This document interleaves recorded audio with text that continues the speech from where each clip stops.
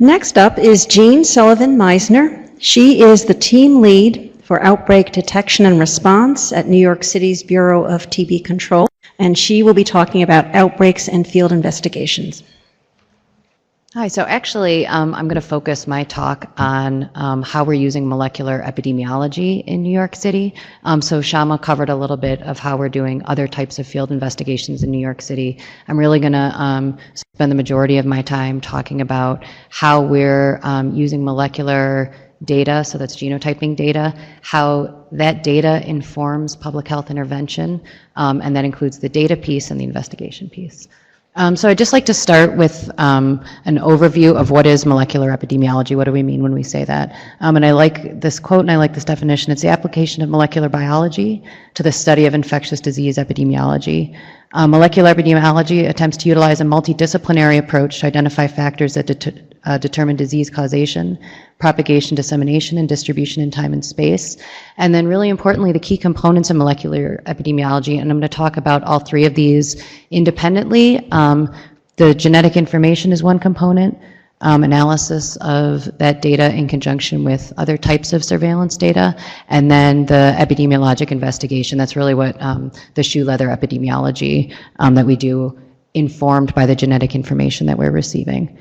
Molecular epidemiology has been used in TB control in a number of ways, and I'll touch on some of these more than others, but by way of overview, they include the identification of false positive cultures, the identifying and refuting relapse and reinfection, identifying and refuting recent transmission, and this includes the detection of outbreaks, to inform and enhance contact investigation and other TB control activities, to identify high priority groups for intervention. I'm not going to spend as much time on this. Shama gave a really good example in her talk of how this is done using genotyping data and clustering data.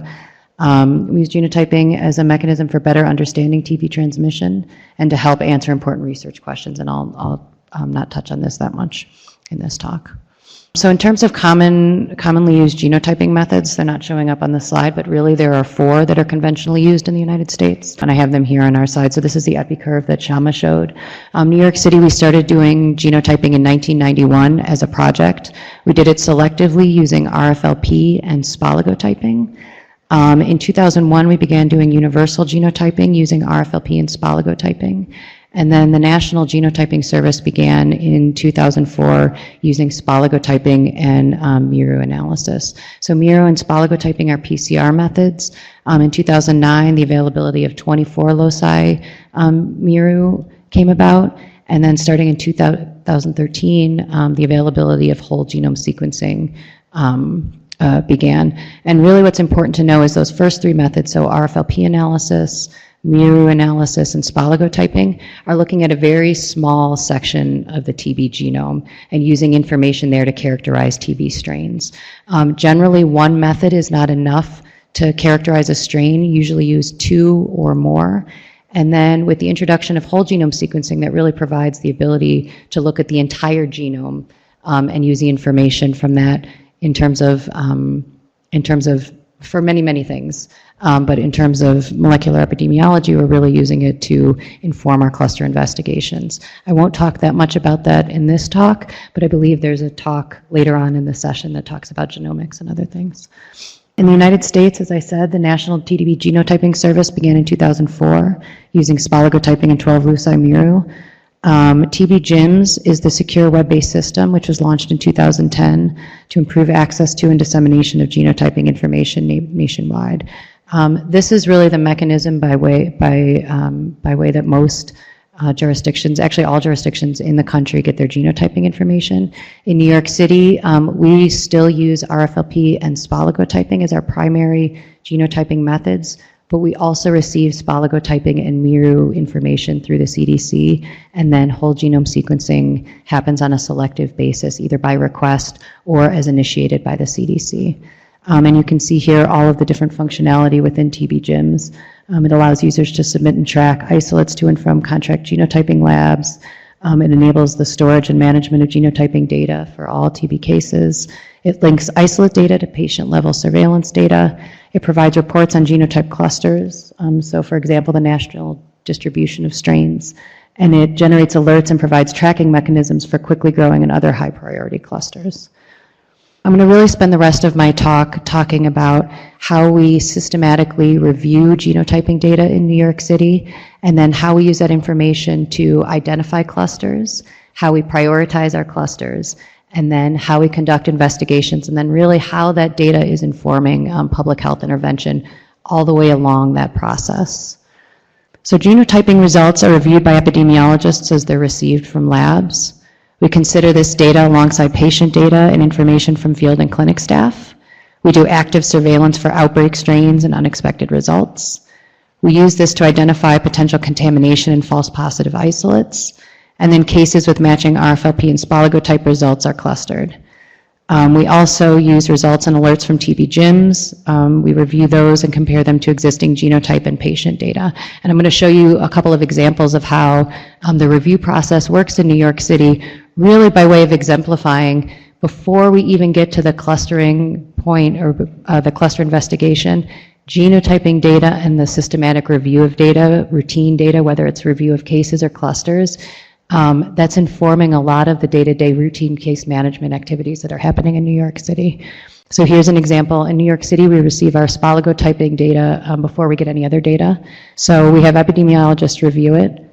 And here's an example. So patients C and D were referred to referred by our field staff to the molecular epi team due to a known epi link. So this might be two cases who go to the same school, household contacts, etc.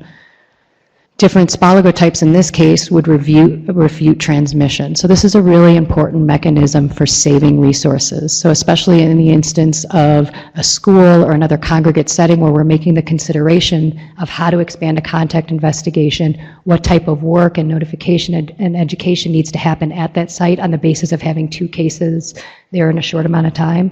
The fact that we have different genotyping results can often work to save resources and save work, and to really allay concerns about transmission at that site. We also do surveillance for rare strains. So in this instance, patient D has a rare Spalago-type that we know to be affiliated with a known outbreak. In this instance, even in the absence of having additional genotyping information, we can start to collect additional information on this case, review this case in conjunction with the other cases that we know to have this rare Spalago-type to quickly identify whether transmission is happening and whether there are sites or other areas where we need to intervene quickly.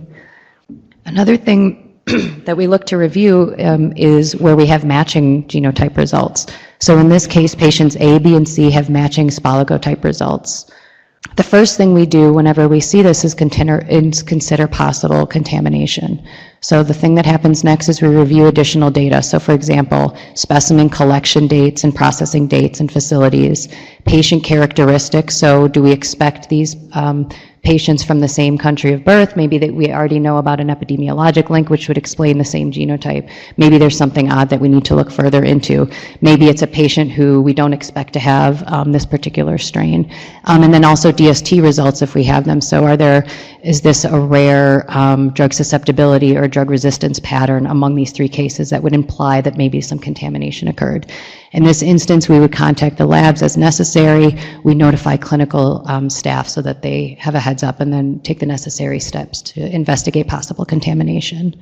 We also, in the instance of multiple same genotype results, conduct a quick review of patient data, again, to determine whether there's something that in advance of getting additional genotyping information, is this something that we need to look at quickly? So are these patients in the same neighborhood?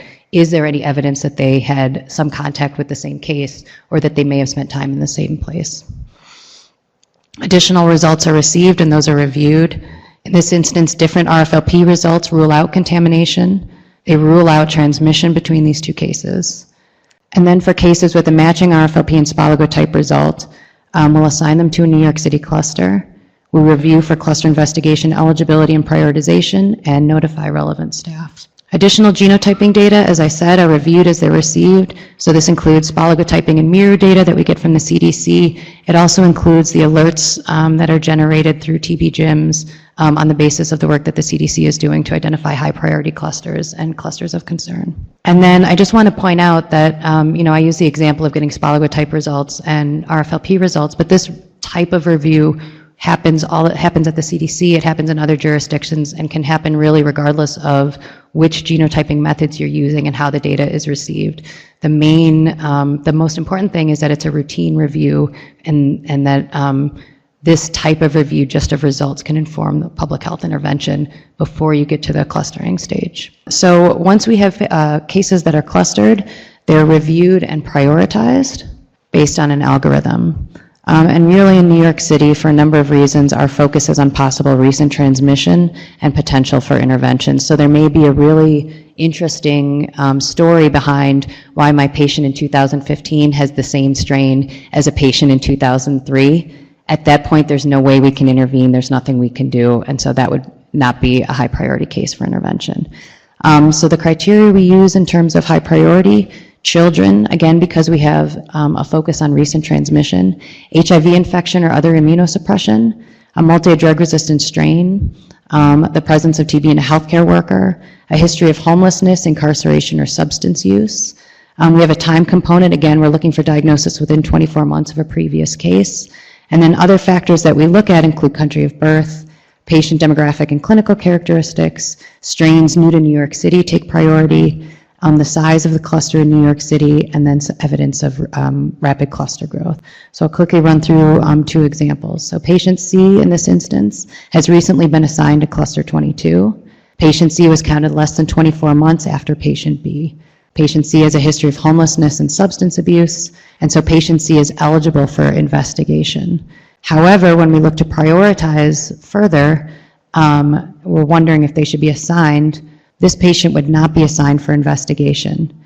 The only other cases in the cluster were non-infectious and had extrapulmonary TB when we reviewed additional patient characteristics. There's no reason at this point to investigate further. Patient C is given a low priority. In this second instance, however, patient C, newly assigned to cluster 999, were they eligible for investigation? Yes. They were diagnosed less than 24 months after patient B. Should we assign patient C for investigation in this case? If you look at some of the other characteristics, so borough of residence, age, etc., we see that patient C is a US-born patient in a majority Haiti-born cluster. This is a new strain in New York City with rapid cluster growth concentrated in one borough of New York City. So this would be a cluster that we would be very concerned about, and would do at least a preliminary investigation to try to determine what explained this shared TB strain in these patients. So eligible cases and clusters are assigned to an epidemiologist and investigated systematically. And here are the routine cluster investigation steps in New York City. The cluster is assigned, we communicate with case managers, we collect and analyze existing data, we develop hypotheses of transmission. We have a cluster questionnaire template in New York City that's adapted based on the individual cluster and what we've learned about clustered patients in the past. Wherever possible, the patients are re-interviewed, and then as the interview and other data collection necessitates, we redevelop and rework our hypotheses and generate a final report and then communicate results. So in New York City, especially as our resources have been declining, or the extent of the investigation that we do really varies depending on patient and cluster characteristics. So all cases have an initial epi review, which is a brief review of patient information to look for obvious links or something to prompt further action or review. And then we conduct a mini investigation, which is further review. It may involve contacting case managers, gathering data that's not in Maven, which is our TB registry system, or a patient interview. And then a full investigation, which happens very rarely at this point in New York City. We collect data, we contact case managers, we interview cases with cluster-specific questionnaires, create maps or other visualization tools, and then communicate results. A really important component of the work that we do is documenting our finding and communicating results. Findings are communicated to internal and external stakeholders through multiple mechanisms, the most important of which at this point is Maven and the TB registry, and ongoing communication with our case managers and our clinical staff. So this is informal communication. We also generate cluster summaries. You can see an example of this shown on the slide. This may include an epi curve, diagrams, tables, maps, timelines, etc. We try to quantify and describe epi links, but really what we're doing often when we do a review of cases, or especially when we're interviewing patients, we may find an additional site of exposure, for example. We're not waiting to put that in a cluster summary. We're communicating right away with case management teams, with clinicians. Same thing if we identify additional contacts. Those things are happening on an ongoing basis in terms of communication with our field staff and our case management teams. And then in the instance of large clusters and large investigations, we generate reports, we share our results in meetings, presentations, posters, manuscripts occasionally, and through the media as it's warranted and as there's public interest in our investigations. So this is what I want to spend the rest of the time focusing on, is how do we determine when to initiate public health action? So there's a number of things that I've covered in brief, but here's a more formal list of the types of questions we're asking ourselves in terms of thinking about what needs to happen next. Is there reason to suspect false positive lab results? We covered that really when we talked about our data review. Are there newly identified contacts or exposure sites? Is there evidence of recent transmission? So this may include, if the cluster includes children under the age of 5, do cases in the cluster have evidence of recent infection? So TB test conversions, for example. Were strong epidemiologic links identified between recently identified cases? So cases were in the same place or spent time with the same people in a short amount of time? Is this a newly identified genotype in New York City? Other questions that are important: was an opportunity or need to improve routine TB control activities identified? So maybe we didn't necessarily identify links between patients, but there are characteristics in common, or activities or social behaviors in common, or some issue that we uncover in our case management that indicates a way or a reason that we need to improve the work that we do routinely, or some of our protocols. And some of our cluster investigations have led not to a public health intervention to stop transmission necessarily, but a relook at some of our policies and practices. And then finally, is there potential for rapid cluster growth? And the factors that we're looking at in these cases: was there exposure in a congregate setting or healthcare facility? Are there patient clinical characteristics suggestive of infectiousness? Are there patient social characteristics suggestive of high-risk settings or contacts? Are there contact characteristics suggestive of high risk or infection or progression? Or do we have some evidence that there were either incomplete or difficult contact investigations? And this leads me to outbreak investigation and response. Whenever we have a cluster that really elevates, and we talked a little bit about this earlier in terms of a definition of an outbreak. We don't have a working operational definition of an outbreak in New York City. Generally, it's when we have more cases with the same genotype strain than we expect to see. We have some evidence of rapid cluster growth, or any combination of those factors that I just talked about makes us believe that some sort of additional public health intervention is warranted. And then we initiate an outbreak investigation. No matter what the circumstances, so each outbreak is different, each cluster is different, each set of cases is different, but we generally work from the same base objectives when we're conducting an outbreak investigation. And I'm going to talk a little bit about each of these. Quickly identify outbreak-associated cases. In this instance, the first thing we want to do is create an outbreak case definition. So this includes the genotype, the patient characteristics, geography, exposure sites, and time frame. We want to enhance surveillance for outbreak strains and patient characteristics, and we can do this in a number of ways. So one is to generate reports or watch lists. We can do this in New York City through Maven, but this is really, we have an outbreak. It's predominantly in patients who are young Chinese men living in this zip code. Can we quickly, working with our field staff, with our clinic staff, with our hospitals, with our surveillance system, quickly identify patients who fit this profile in advance of having genotyping information. We engage clinic field staff and community healthcare providers. We also use national genotyping surveillance and interjurisdictional collaboration, especially when we have some evidence that our patients are moving or have some history in other states. New York City is very close to Connecticut, New Jersey, New York State, so we work very closely with our colleagues in those states. And then the consideration to implement active case finding.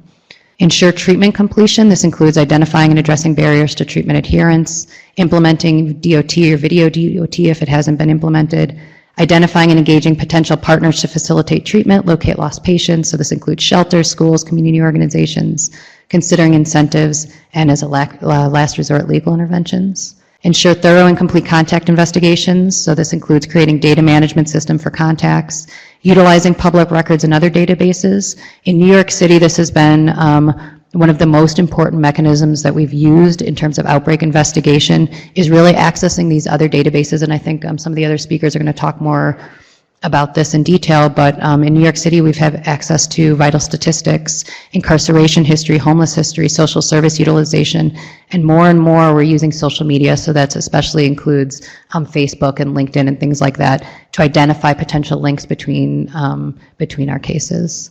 Re-interview of cases and contacts, and then facilitating evaluation of contacts through field testing, through extended clinic hours and local healthcare provider collaboration, DOT, 3HP for LTBI treatment, and again, incentives as needed. In terms of identifying and interrupting transmission, this includes field visits, re-interview.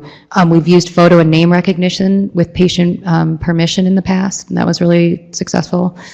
Conducting and expanding contact investigations at exposure sites, targeted testing is needed, assessing and improving infection control practices, and considering environmental assessment and environmental controls. Ensuring prompt TB evaluation and diagnosis really takes two forms. That's identifying and engaging local healthcare providers, developing and disseminating educational resources, and then increasing awareness of TB and enhancing healthcare access among the affected community members and the public. So this includes identifying barriers, enablers, and this can be built into the re-interview process, and then utilizing local media outlets as needed, digital and social media, print materials, community organizations, et cetera. And then, as I mentioned earlier, identifying mechanisms to prevent future outbreaks. So this includes policy and procedure changes, training and education needs, relationships with newly identified stakeholders, identifying opportunities and needs to improve healthcare access in certain communities, and then ongoing collaboration with internal and external partners. Just to jump to the conclusions. Molecular epidemiology can inform public health action in a number of ways. This includes improving routine TB control practices, identifying and interrupting recent transmission, and identifying high-risk groups. Cluster prioritization, investigation, and response should be systematic, data-driven, and account for new information.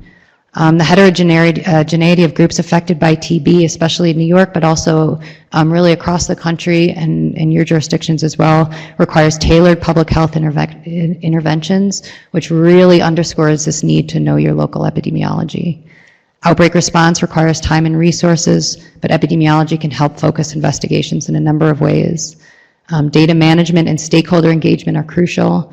Core outbreak investigation and control activities are scalable. So any of the things that I talked about can be done really regardless of what the incidence is, regardless of what your resources or capacity are. There's some core things that can happen, and then they can be scaled as needed depending on the situation. And not to forget that really our ultimate goal is outbreak prevention. Okay, thank you, Jean. So now we have time for some questions for Shama, Brendan, or Jean. Please do come to the microphone because it is recorded, and if you can introduce yourself and the place from which you are from, that would also be really helpful. Hi, Jay Johnson from Vancouver. I'm really interested in the MIRU data and how timeliness affects your investigations and what benchmarks you're using for receiving MIRU data, et cetera. So we receive MIRU data in conjunction with Spalago-type data through the CDC, and we're a bad example in New York City, actually, and I might flip this to Ben or some of the other people who are in here who are using MIRU as their primary mechanism for clustering, because we have a really complicated specimen processing pathway, and so our specimens get to the CDC later than they do in other jurisdictions. So we are really using MIRU primarily to differentiate our clusters. And it's actually been really helpful in that regard, especially for our clusters where the RFLP is 6 bands or less. In that case, we are using MIRU much the same way. Actually, I think that whole genome sequencing has been really valuable to the jurisdictions that have been able to employ it, in that we have a large cluster, we have 10 cases, we get the MIRU data, and most of the MIRU don't match. For us, that refutes transmission. Despite the fact that we have this official NYC definition of a cluster, we can use MIRU. I think RFLP can be used in the same way, and especially whole genome sequencing more recently, to break up clusters that are defined by Spalago type in MIRU. So the question was, how quickly are we receiving our initial genotyping data and then subsequent data in terms of looking at it? Spalago typing data we get very quickly, which is the reason that we've maintained our relationship with these individual labs. So, genotyping relies on the growth of cultures, right? And so once we have a positive culture, we send for spoligotyping, and we're usually getting that within a week. So that's why we do that initial review. All of that first step that I showed you all happens within about a week of that lab receiving the data. RFLP, we get sometime between 2 and 3 weeks later, and then somewhere between a month and 2 months for our spoligotyping and mirror data. But I think maybe somebody in the audience can better answer the question in terms of spoligotype and mirror data in other jurisdictions. I'm not sure what the median time is, but maybe Ben from CDC can answer that. Hi, I'm Ben Silk from CDC. I don't have the exact numbers, but I have a little bit of insight. I can tell you that if you look in TB GEMS, the system that Jean referenced in this talk, there are actual data at a national level for each of the steps in the process, from specimen collection all the way through to reporting of genotype results. And we've made steady progress with the system in bringing the median timeliness down for each of those steps and overall. Nationally, and not in New York City necessarily, the real issue often is linking of patient and isolate data so that the data are most useful, so that when you have a matched cluster, you can have the patient data that go with it. At the local level, you often know that patient data already, but at a national level, you might not. So what sometimes happens that's an issue, and I'm not referring to New York City, is that when there are delays in linking data, that results in clusters being detected sort of late in the season, let's say, actually now. And so clusters for some states will appear sort of all of a sudden because they're doing batch linking of patient and isolate records. That currently is a much bigger issue than I think what you were asking about. Right, and in terms of, so for example, from when you might identify a case to when you ultimately have a cluster, that's that's a couple of months, right? Because it can take up to 8 weeks for the culture to grow out, and then for us, it's another month before we have enough genotyping data to cluster with. Hi, Lauren Lindy from Los Angeles County. Question also for Jean. Can you just touch on when you might investigate cases that are one-off in their spoligotype and mirror results? Yeah, absolutely. That's a really good question. So the question was whether we can, how often we investigate cases where there's a one-off. We don't have a formula for doing that. Oftentimes we're doing that when we know a priori about an epidemiologic link, to be honest with you. So case managers will say, we have this case and this case.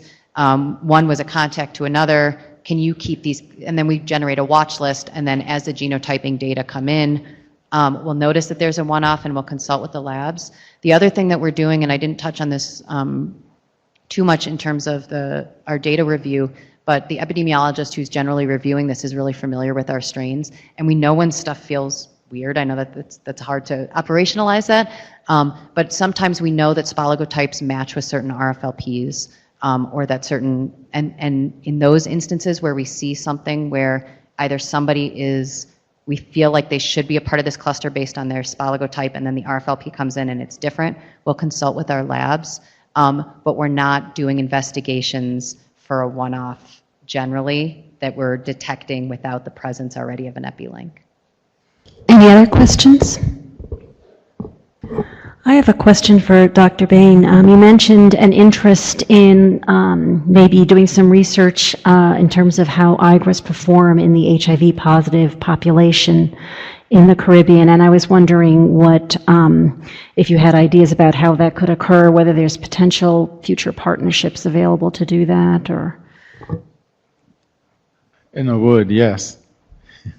I'm looking for the partnerships, and often the limiting factor is the availability of funds.